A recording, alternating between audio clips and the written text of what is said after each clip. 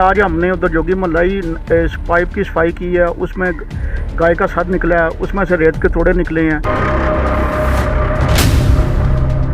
सबसे पहले तो मैं बिग न्यूज़ की टीम को शामदीद कहता हूं और साथ साथ इनका शुक्रिया भी अदा करता हूं कि जिस तरह इन्होंने पार्क की गंदगी की बड़ी हुई घास की निशानदेही की और उसी टाइम हमारे एडमिनिस्ट्रेटर साहब, चीफ ऑफिसर साहब और सब इंजीनियर साहब ने हमें हुक्म दिया कि इसको फौरी तौर पे जो सा ना इसकी असली हालत में लाया जाए।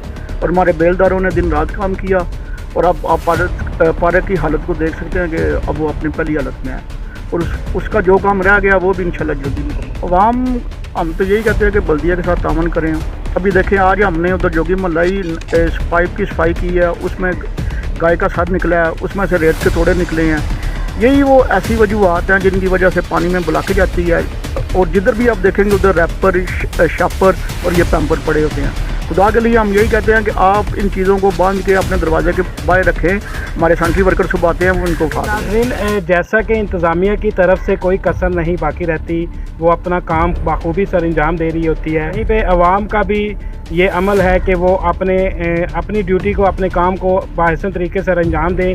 बल्दिया के इंतज़ामिया के साथ ताउन करते हुए सफाई का ख्याल खुद भी रखें और जहाँ पे उनके काम असर से बाहर हो वो वहाँ से इंतज़ामिया के साथ रब्ता कर सकते हैं। इसके साथ ही अपने मेज़बान औरंगज़ेब कुरैशी को इजाज़त दीजिए।